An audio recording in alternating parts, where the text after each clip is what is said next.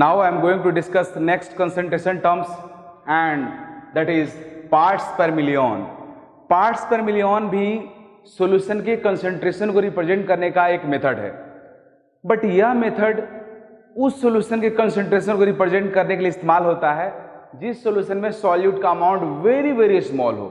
जब सॉल्यूशन में सॉल्यूट का अमाउंट बहुत बहुत कम हो, दैट मीन्स जब सॉल्यूट का अमाउंट सॉल्वेंट के रिस्पेक्ट में बहुत बहुत कम हो, उस केस में हम लोग पार्ट्स पर मिलियन का कंसंट्रेशन का यूज करते हैं। तो समझते हैं सबसे पहले कि what is meaning of parts पर मिलियन। पार्ट्स पर मिलियन बताने से पहले मैं मिलियन बता दूं। 1 मिलियन का मतलब होता है 1 million means 10 lakhs 10 to the power 6। 1 million means 10 lakhs means 10 to the power 6। Parts पर मिलियन का डेफिनेशन होता है it is amount of solute, it is amount of solute in gram present in 1 million gram solution. Means 1 million gram solution में means 10 to the power 6 gram solution में जितना ग्राम आपका solute होगा वही उस सॉल्यूशन में उस सॉल्यूट का पीपीएम कहलाता है। I repeat definition of ppm, it is amount of solute present in 1 million gram solution. अच्छा, यहां पे एक और बात मैं बता दूं, amount of solute present in 1 million gram solution ऐसा नहीं है कि यहाँ पे सॉल्यूशन का आपको मास ही लेना है, आप सॉल्यूशन के वॉल्यूम भी ले सकते हो। मींस आप इसको ऐसे भी बोल सकते हो, it is part of solute which present in 10 to the power 6 part solution में। अगर आप सॉल्यूशन का वॉल्यूम लेते हो तो सॉल्यूट का वॉल्यूम भी ले सकते हो, अगर आप सॉल्यूशन का मास लेते हो तो सॉल्यूट का मास ले सकते हो। मीन्स दोनों का यूनिट सेम होना चाहिए। मीन्स कोई बच्चा बोल सकता है एज फॉर एग्जाम्पल, जैसे मान लो 10 to the power 6 ग्राम आपने कंटामिनेटेड वाटर लिया। कंटामिनेटेड वाटर का मीनिंग हुआ पॉल्यूटेड वाटर। वाटर पॉल्यूटेड है मीन्स उसमें अनवांटेड मटेरियल प्रेजेंट है, लाइक क्लोरोफॉर्म, क्लोरीन, ये सब प्रेजेंट है उसमें। तो अब 10 to the power 6 gram water में अगर 1 ग्राम क्लोरोफॉर्म प्रेजेंट है तो बोलेंगे कि इस कंटामिनेटेड वाटर में क्लोरोफॉर्म का पीपीएम 1 है, क्योंकि डेफिनेशन यही बोलता है कि amount of solute present in 10 to the power 6 gram solution. 10 to the power 6 gram solution में जितना ग्राम सॉल्यूट होगा वही उस सॉल्यूशन में उस सॉल्यूट का पीपीएम कहलाएगा। लेकिन आप इस चीज को वॉल्यूम के टर्म्स में भी कर सकते हो। जैसे कोई बोल सकता है कि 10 to the power 6 millilitre contaminated water में 10 मिलीलीटर क्लोरीन गैस है, तो वहां भी क्लोरीन गैस का पीपीएम वाटर में कितना होगा जी? 10 होगा। तो मास और वॉल्यूम किसी का यूज कर सकते हो, बट मोस्ट कॉमन मास है। अमाउंट को हम लोग मास के टर्म्स में ही बात करते हैं, इसलिए मोस्ट कॉमनली मास है, इस वजह से मास का ही यहाँ मैं बात करूंगा। इसलिए मैं यहाँ पे लिखा भी हूँ मास of solute by mass of solution. लेकिन डेफिनेशन की बात करते हैं पार्ट्स पर मिलियन का, तो it is amount of solute present in 10 to the power 6 gram solution. तो यहाँ पे सॉल्यूट का अमाउंट हम लोग ग्राम में लेंगे क्योंकि सॉल्यूशन का अमाउंट ग्राम में ले रहे हैं। अब इसका मैथमेटिकल फॉर्मूला क्या होगा? तो मैथमेटिकल फॉर्मूला है पार्ट्स पर million of a solute means ppm of a solute is equal to mass of solute by mass of solution into 10 to the power 6। ये तो मैं फॉर्मूला आपको दे दिया, लेकिन इसका सिग्निफिकेंस बता रहा हूं। पीपीएम का मीनिंग हुआ means 10 to the power 6 gram solution में जितना ग्राम सॉल्यूट होगा वही उस सॉल्यूशन में उस सॉल्यूट का पीपीएम कहलाएगा। इसका मतलब यह हुआ कि हम लोग पीपीएम में तब भी रिप्रेजेंट करेंगे सॉल्यूशन कंसंट्रेशन को जब सॉल्यूट का अमाउंट वेरी वेरी लेस हो। इसलिए जहां भी कंटामिनेशन और पॉल्यूशन होता है, पॉल्यूशन को ही हम लोग पीपीएम में रिप्रेजेंट करते हैं, क्योंकि पॉल्यूशन में जो पॉल्यूटेंट होता है उसका मैग्नीट्यूड और अमाउंट बहुत बहुत कम रहता है। जैसे वाटर पॉल्यूटेंट जो है उसमें वाटर का जो अमाउंट होगा उसके रिस्पेक्ट में पॉल्यूटेंट का अमाउंट बहुत कम रहता है। एयर पॉल्यूशन की बात करोगे तो एयर का जो वॉल्यूम रहता है उसके रिस्पेक्ट में एयर को पॉल्यूट करने वाला जो पार्टिकल होता है उसका अमाउंट कम रहता है। सॉइल पॉल्यूशन अगर है तो सॉइल का जो अमाउंट है उसके रिस्पेक्ट में सॉइल को पॉल्यूट करने वाला जो रहता है उसका अमाउंट कम होता है। So we use ppm terms for generally pollutant, but this is still a way to represent the concentration of a solution। तो यही मैं आपको बताया कि ppm का आपका डेफिनेशन हुआ, पार्ट्स पर मिलियन का डेफिनेशन हुआ, it is amount of solute present in 1 million gram solution. Mathematically इसको लिखेंगे, पार्ट्स पर million of a solute is equal to mass of solute by mass of solution into 10⁻⁶। Solute का mass ग्राम में लोगे तो solution का mass ग्राम में लेना होगा, सॉल्यूट का मास केजी में लोगे तो सॉल्यूशन का मास भी केजी में लेना होगा। बट केजी 10⁻⁶, केजी वो का मतलब हुआ बहुत बड़ा अमाउंट, सो यहाँ पे हम लोग ग्राम में लेंगे। माइंड इट, दोनों का यूनिट सेम होना चाहिए। तो इस तरह से पार्ट्स पर मिलियन को मैंने डिफाइन किया। अब इस पार्ट्स पर मिलियन कोई एग्जाम्पल समझेंगे हम लोग। As for example, if ppm of chloroform, if ppm of chloroform का केमिकल फॉर्मूला CH3, CHCl3 होता है, CHCl3। if ppm of chloroform in contaminated water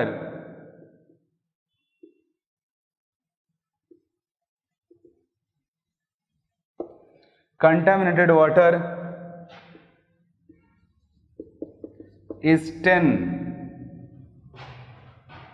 if ppm of chloroform in contaminated water is 10, it means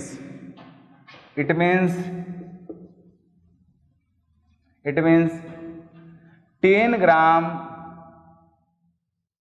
chloroform is present in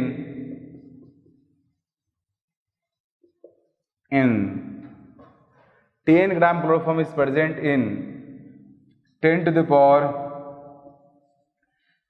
gram contaminated water, 10⁻⁶ gram contaminated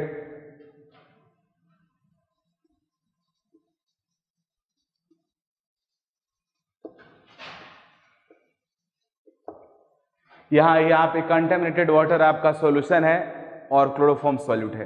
तो ppm का मतलब यही हुआ, इस तरह से आप समझ सकते हो। मीन्स अगर कहीं पे दिया हुआ है कि ppm of a solute is 10 gram, 10 ppm of solute is 10, इसका मतलब हुआ कि जिस सॉल्यूशन में सॉल्यूट है उस सॉल्यूशन का 10⁻⁶ ग्राम लोगे तो उसमें 10 ग्राम वो सॉल्यूट होगा। तो यह हुआ आपका ppm का रिप्रेजेंटेशन। अब इस ppm के ऊपर हम लोग एक क्वेश्चन करने जा रहे हैं। एक क्वेश्चन हम लोग ppm पे करने जा रहे हैं जो मोलालिटी को भी कोरिलेट करेगा।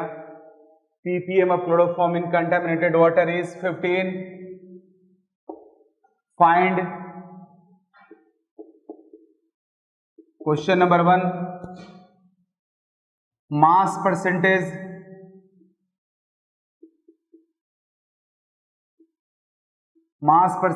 of chloroform. Second, molality of chloroform in contaminated water.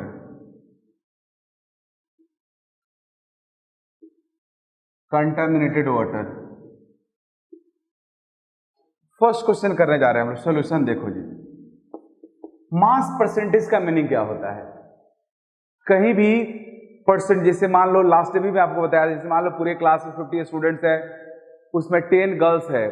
कोई पूछे what is the percentage of girls student, तो हाउ कुड यू डिटरमिन? जिसका परसेंटेज निकालना है उसके नंबर को ऊपर रखो, टोटल से डिवाइड करो, 100 से मल्टीप्लाई करो, दिस इज परसेंटेज। तो गर्ल्स के नंबर 10 है उसको ऊपर रखो, टोटल नंबर स्टूडेंट 50 है नीचे रखो, उसमें 100 से मल्टीप्लाई कर दो। तो 10/50 कितना हो जाएगा आपका 1/5। 1/5 में आप 100 से और उसमें 100 से मल्टीप्लाई कर दो तो कितना आ जाएगा जी 20 आ जाएगा। मीन्स अगर टोटल क्लास के स्टूडेंट 50 है और इसमें 10 गर्ल्स है तो गर्ल्स का परसेंटेज कितना हुआ 20 हुआ। इसी तरीका से कहीं भी परसेंटेज निकालेंगे। ये नंबर का परसेंटेज जैसे मैं बताया, मास का परसेंटेज भी निकालना हो, जैसे यहाँ पे आपके कंटामिनेटेड वाटर में chloroform and water are present, because contaminated water is treated as solution and solvent is water and chloroform is solute. तो आपसे कह रहा है कि क्लोरोफॉर्म का परसेंटेज बताओ, मीन्स आपको यह कह रहा है कि आप यह बताओ कि कितना परसेंट क्लोरोफॉर्म है। तो क्या तरीका होगा निकालने का? परसेंटेज ऑफ क्लोरोफॉर्म का मीनिंग हुआ मास of chloroform by total mass of solution into 100। ये आपको करना है। तो देखिए यहाँ पे मैं पहले ही बता चुका हूं, अगर ppm 15 है इसका मीनिंग हुआ कि 10⁶ ग्राम कंटामिनेटेड वाटर में 15 ग्राम क्लोरोफॉर्म होगा। तो according to question, first question का आंसर करने जा रहे हैं। According to question,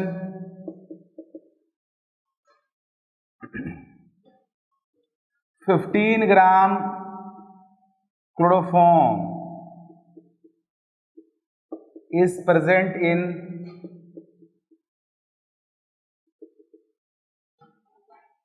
10⁶ gram solution और contaminated water।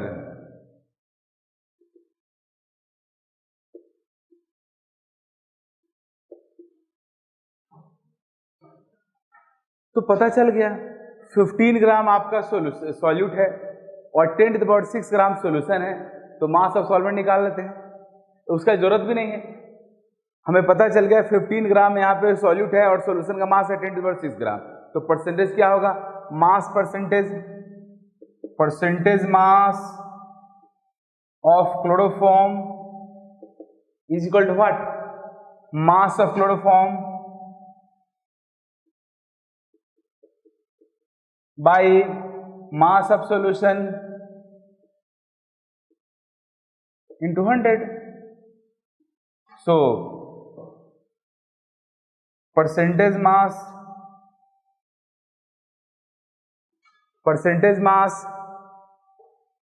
of क्लोरोफॉर्म, इसको हम लोग ऊपर लिखने जा रहे हैं। इसको आप देखो, इस चीज को यहां लिख दे रहा हूं, percentage mass of chloroform is equal to mass of chloroform. तो कितना है जी, 15 ग्राम है। 15 ग्राम क्लोरोफॉर्म का मास हो गया। सॉल्यूशन का मास कितना है, 10⁶ इंटू 100। तो 100 कट जाएगा, F4 हो जाएगा। तो मास percentage mass of chloroform will be what, 15 into 10⁻, नीचे 10 का पावर 4 है, ऊपर जाएगा तो 10⁻⁻4 हो जाएगा। तो 15 इंटू 10⁻⁻4 हो गया। आप इसको लिख सकते हो 1.5 इंटू 10⁻3। इस तरह से आपका क्लोरोफॉर्म का मास परसेंटेज हो गया। तो इस तरीका से आपको पीपीएम अगर दिया हुआ है किसी सॉल्यूशन में, किसी सॉल्यूट का अगर पीपीएम गिवन है, तो you can easily analyse mass of solute and mass of solution, and on the basis of that you can calculate mass percentage of solute in solution, जो इस तरह से मैं कैलकुलेट किया हूं। अब दूसरा इसका क्वेश्चन है जो मोलालिटी कैलकुलेट करना है। तो मोलालिटी कैसे कैलकुलेट करेंगे उसको देखो आप सब।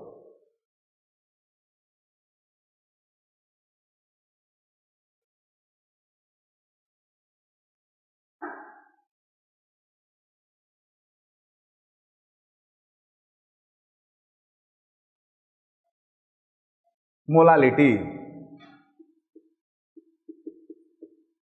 के लिए हमें क्या चाहिए, मोलालिटी के लिए हमें मोलालिटी का फॉर्मूला में हमें क्या चाहिए, number of mass of solute, mass of solute by molecular weight of solute into weight of solvent in KG, यही हमें चाहिए। तो चलिए इसको हम लोग देखते हैं, हमें मोलालिटी निकालना है। क्वेश्चन में क्या दिया हुआ, क्वेश्चन में दिया हुआ है कि पीपीएम ऑफ क्लोरोफॉर्म इज 15। इसका मीनिंग मैं पहले ही बता चुका हूं, क्लोरोफॉर्म का पीपीएम 15 है। इसका मीनिंग हुआ here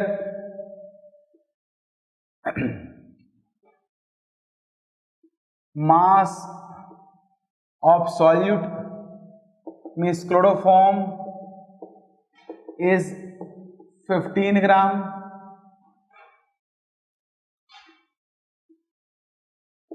mass of solution means contaminated water,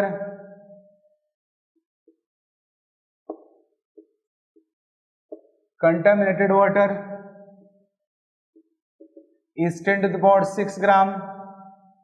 solution का मास पता है, सॉल्यूट का मास पता है, क्या निकाल लोगे? सॉल्वेंट का मास। सो मास ऑफ सॉल्वेंट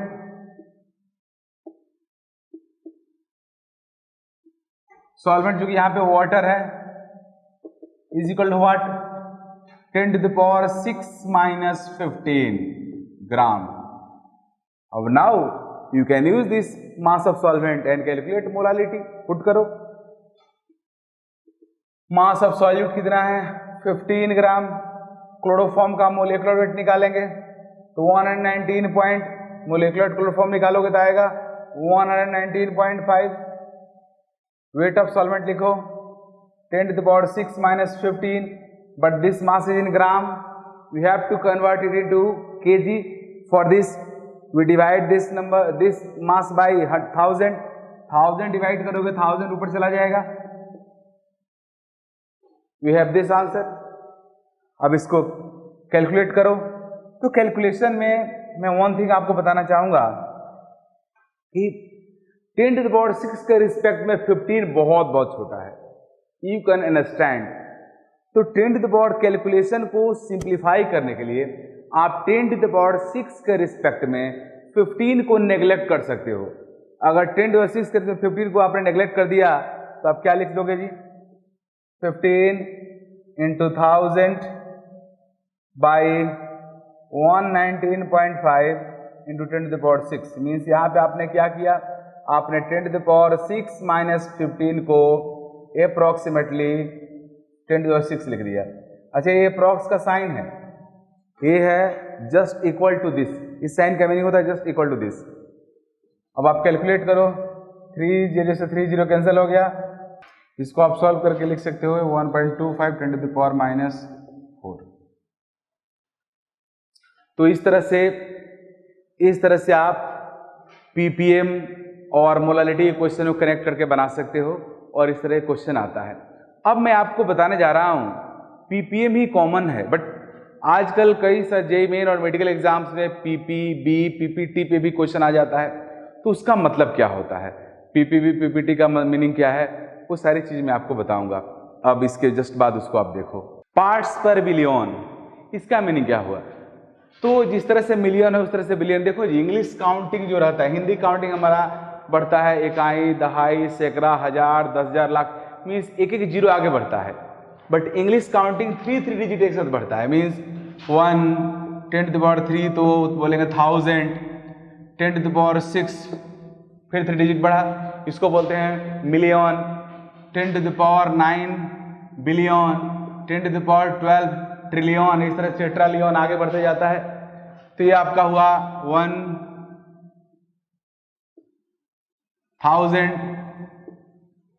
यह मिलियन, यह बिलियन, यह ट्रिलियन,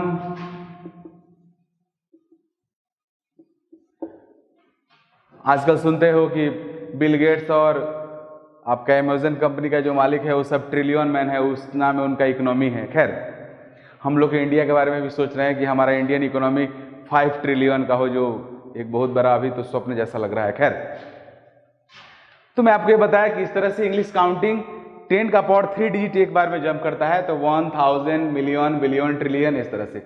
तो जिस तरह से मैं आपको बताया था पार्ट्स पर मिलियन, उसी तरह से होगा पार्ट्स पर बिलियन। अब पार्ट्स पर बिलियन का डेफिनेशन क्या होगा? तो इसको बोलेंगे it is amount of solute present in 1 billion gram solution. Means 10 to the power 9 gram solution में सॉल्यूट का जितना अमाउंट प्रेजेंट होगा उसको बोलेंगे 1 ppb। उसी तरह से जिस तरह से हम लोग पीपीएम को रिप्रेजेंट करते हैं उस तरह से इसको भी करेंगे। पार्ट्स पर million of a solute is equal to what? Mass of solute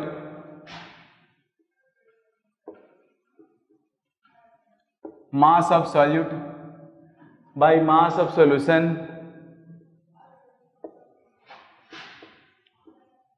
into 10 to the power 9 तो हम लोग पीपीबी में किसी को रिप्रेजेंट बहुत कम करते हैं, यही यूं ही मैं आपको समझने के लिए बता दिया, क्योंकि इस पे क्वेश्चंस एग्जाम्स में आ सकता है और आया भी है पहले। लेकिन इसमें रिप्रेजेंट नहीं करेंगे क्योंकि ये अमाउंट बहुत माइन्यूट अमाउंट को रिप्रेजेंट करता है। Means you can understand 10⁹ gram solution में अगर 1 ग्राम सॉल्यूट होगा तो उसको बोलेंगे इस सॉल्यूट का PPB1 है। जिस तरह से हम लोगों ने PPB को रिप्रेजेंट किया उस तरह से PPT भी होता है, पार्ट्स पर ट्रिलियन। पार्ट्स पर ट्रिलियन, इसका डेफिनेशन वही होगा, it is amount of solute present in 1 trillion gram solution और 10⁻12 ग्राम सॉल्यूशन। इसको बोलेंगे PPT। PPT पार्ट्स पर trillion of a solute is equal to similarly mass of solute by mass of solution into 10⁻12। तो इस तरह से आप कर सकते हो, निकाल सकते हो। अब एक क्वेश्चन में देने जा रहा हूं। इस क्वेश्चन में मैं आपको अलग अमाउंट अलग अलग कोई पीपीबी में कोई पीपीटी में दिया रहेगा और आपको बताना रहेगा कौन सा अमाउंट सबसे ज़्यादा है। यह जेईई मेन का 2 बार का पास्ट क्वेश्चन है, मेडिकल एग्जाम में भी लास्ट ईयर आया था, इसलिए काफ़ी इंपॉर्टेंट क्वेश्चन मैं देने जा रहा हूं आपको। आप इस क्वेश्चन को आप इस क्वेश्चन को देखो। Following compounds are present, following compounds means minerals, following compounds are present in portable water. Portable का मतलब होता है ड्रिंकिंग, पीने योग्य। Portable water,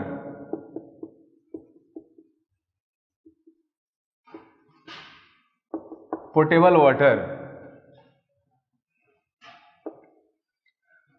portable water, fluoride, fluoride,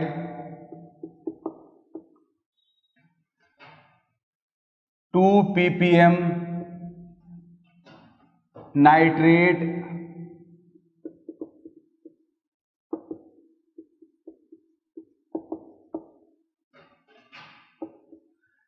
ten ppb sulphate,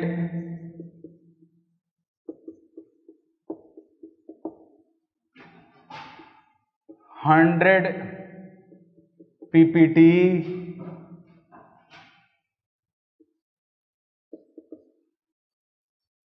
bicarbonate,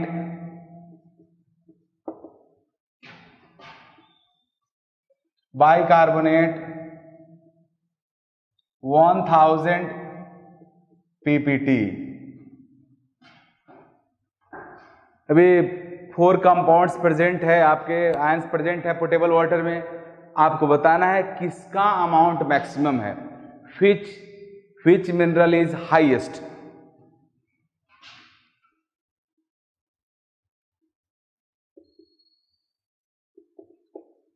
highest amount in water.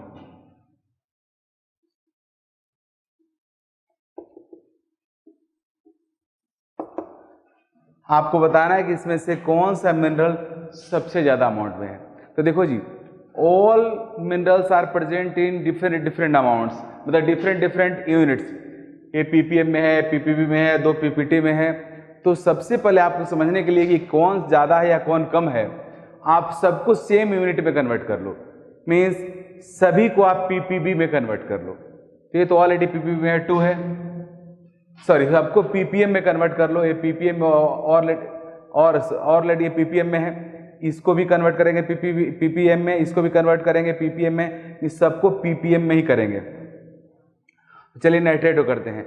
Nitrate का ppb 10 है, इसका मतलब क्या हुआ, 10⁹ ग्राम वाटर में 10 ग्राम नाइट्रेट है। तो ppm निकालने के लिए क्या करेंगे जी, पता कर लेंगे 10⁶ ग्राम वाटर में कितना होगा। तो नाइट्रेट,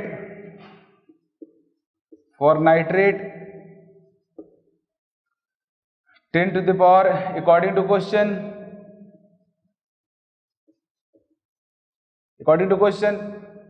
10 ग्राम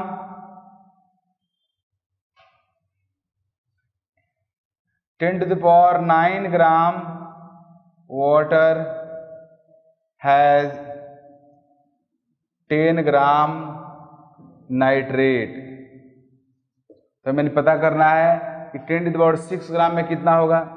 तो 10 to the power 6 gram water has how many nitrate, तो 10 gram by 10 to the power 9 ग्राम, इसे डिवाइड कर देंगे और 10 to the power 6 से मल्टीप्लाई कर देंगे। कितना आएगा जी, एक 10 से एक 10 कट गया, 8 हो गया, 6 8 को 8 काटा 2 बच जाएगा, मीन्स कितना हो जाएगा, ये हो जाएगा 10 to the power -2 gram nitrate.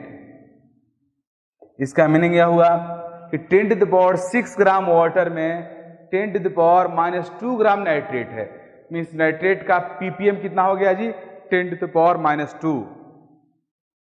तो ppm ऑफ नाइट्रेट कितना हो गया, 10 to the power -2। तो क्लियर हो गया कि नाइट्रेट से ज्यादा अमाउंट में कौन है, फ्लोराइड है। अब पता करने जा रहे हैं हम लोग सल्फेट का और बाइकार्बोनेट का। तो बाइकार्बोनेट का ही हम लोग चेक कर लेंगे क्योंकि उसका 1000 ppt है, फिर उसके बाद सल्फेट का चेक करेंगे। तो चलिए बाइकार्बोनेट का चेक करते हैं। तो बाइकार्बोनेट के चेक करने के लिए वही लिखेंगे हम लोग, बाइकार्बोनेट का ppt 1000 है। इसका मीनिंग हुआ कि 1000 means 10 to the power 12 gram water में 1000 ग्राम आपका कौन होगा, बाइकार्बोनेट होगा। In 10 to the power 12 gram water has a equivalent sign है, हैज 10 to the power कितना जी, 1000 ग्राम बाइकार्बोनेट है, बाइकार्बोनेट। तो हमें निकालना है इसका ppm। तो निकालेंगे 10 to the power 12 gram water में 1000 का बाइकार्बोनेट है, तो 10 to the power 6 ग्राम में कितना होगा। तो इन 10 to the power 6 gram water has 10,000 में हम लोग 10 to the power 12 से डिवाइड करेंगे, इंटू 10 to the power 6 से मल्टीप्लाई करेंगे, कितना ग्राम बाइकार्बोनेट होगा। यह 6 से 6 कैंसिल हो गया और 3 6 को काट करके 3 कर दिया। तो इस तरह से कितना हो जाएगा जी, ये होगा 10 to the power -3 gram bicarbonate. Means 10 to the power 6 gram water में बाइकार्बोनेट का 10 to the power -3 ग्राम है। मतलब यह हुआ कि बाइकार्बोनेट का ppm कितना हो गया, ppm of bicarbonate 10 to the power -3 हो गया। तो देख लो, अब बाइकार्बोनेट का अमाउंट भी फ्लोराइड से अगर कम है तो सल्फेट का तो पक्का होगा, क्योंकि बाइकार्बोनेट 1000 ppt था और सल्फेट आपका 100 ppt था। तो इस तरह से आंसर क्या हो गया जी, आपका फ्लोराइड हो जाएगा। मीन्स इस तरह से आंसर फ्लोराइड हो गया, क्योंकि फ्लोराइड का जो अमाउंट है ड्रिंकिंग वाटर में वो सबसे ज़्यादा है। मीन्स मैं इस क्वेश्चन से आपको यह बताने का कोशिश कर रहा हूँ कि if more than one options are in different representation, like one is in ppm, other is in ppt, other is in ppb. So first of all you have to convert all into one unit, means ppm, and then you can easily decide which is higher and which is lower. तो इस तरह से question JEE main 13 में भी आया था और medical 18 में भी आया था, फिर आगे भी इस तरह क्वेश्चन आता रहेगा क्योंकि एक पैटर्न क्वेश्चन है। तो अब मैं आपको पढ़ाने जा रहा हूँ फॉर्मेलिटी। ट्रूथ तो यह है कि फॉर्मेलिटी कंसंट्रेशन रिप्रेजेंट करने का एक मेथड जरूर है, बट फॉर्मेलिटी ही है। मीन्स इसका कोई खास इंपॉर्टेंस नहीं है। ऐसा क्यों नहीं है उसको यहाँ पे समझो। देखो जी, फॉर्मेलिटी का हम लोग यूज पहले के बुक्स में होता था ज़्यादा। फॉर्मेलिटी का यूज हम लोग तब करते हैं जब हमारा सॉल्यूट आयनिक कंपाउंड होता है। As for example sodium chloride, sodium chloride एक आयनिक कंपाउंड है। तो आयनिक कंपाउंड जब हमारा सॉल्यूट होता है उस समय हम लोग फॉर्मेलिटी यूज करते हैं। ऐसा क्यों? तो ऐसा इसलिए कि आगे मैं आप सबको पढ़ाऊंगा कि आयनिक कंपाउंड्स के पास आयनिक कंपाउंड के पास मोलिकुलर फॉर्म नहीं होता है। ये मोलिकुलर फॉर्म का क्या मीनिंग होता है डिटेल में मैं आपको आगे पढ़ाऊंगा। कि पहले थोड़ा बहुत बताऊंगा केमिकल बॉन्डिंग में और फिर आप आगे बढ़ते जाओगे। आयनिक कंपाउंड मोलिकुलर फॉर्म में नहीं रहता है, एक क्रिस्टल लैटिस के फॉर्म में रहता है। इसलिए सोडियम क्लोराइड का जो NaCl लिखा जाता है यह सोडियम क्लोराइड का मोलिकुलर फॉर्मूला नहीं है, क्योंकि इसके यह मोलिकुलर फॉर्म में एग्जिस्ट ही नहीं करता है। तो इसके पास मोलिकुलर फॉर्मूला कहाँ से आएगा? तो इसका मोलिकुलर फॉर्मूला नहीं है। जब इसका मोलिकुलर फॉर्मूला ही नहीं है तो इसका मोलिकुलर वेट ही नहीं होता होगा, मोलिकुलर कुछ होता ही नहीं होगा। तो फिर क्या है यह NaCl क्या है? तो आयनिक कंपाउंड को जिस सिंबल से आप रिप्रेजेंट करते हो वह उसका फॉर्मूला रिप्रेजेंटेशन कहलाता है। मींस फॉर्मूला रिप्रेजेंटेशन कहलाता है, फॉर्मूला कहलाता है। तो NaCl is formula of ionic compound sodium chloride. NaCl जो लिखा हुआ है यह सोडियम क्लोराइड का फॉर्मूला रिप्रेजेंटेशन है। तो आयनिक कंपाउंड के पास जब मोलिकुलर फॉर्म नहीं होता है, उनका फॉर्मूला होता है, तो उनका मोलिकुलर वेट भी नहीं होता है। तो फिर क्या होगा? फॉर्मूला वेट होगा। मींस फॉर्मूला वेट यह हुआ आयनिक सोडियम क्लोराइड का फॉर्मूला। और फॉर्मूला वेट क्या होगा? फॉर्मूला वेट सोडियम का एटॉमिक मास कितना होगा जी? 23। क्लोरीन का 35.5 ऐड करो कितना हो जाएगा जी? 58.5 ग्राम। तो 58.5 ग्राम सोडियम क्लोराइड का मोलिकुलर वेट नहीं है, फॉर्मूला वेट है। तो जब हमारा सॉल्यूट आयनिक रहता है, आयनिक कंपाउंड होता है, उस केस में हम लोग इस फॉर्मेलिटी का इस्तेमाल करते थे। लेकिन केमिस्ट्री को इजी बनाने के लिए साइंटिस्टों ने बोला कि आप आयनिक कंपाउंड के फॉर्मूला को मोलिकुलर फॉर्मूला जैसा ट्रीट कर सकते हो। Means now sodium chloride can be used as molecular formula, NaCl can be used as molecular formula of ionic compound sodium, ionic compound sodium chloride. Sodium chloride का जो NaCl लिखा हुआ है इसको फॉर्मूला के मोलिकुलर फॉर्मूला के तौर पे यूज कर सकते हो।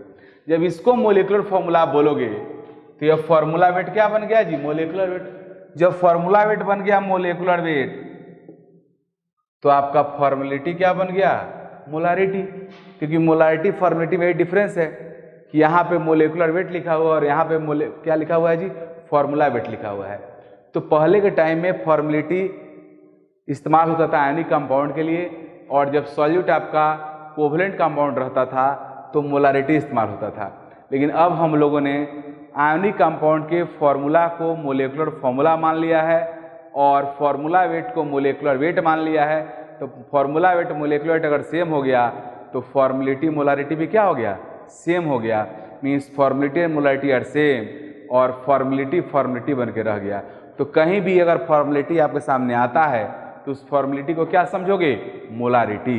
Means formality and molarity are same.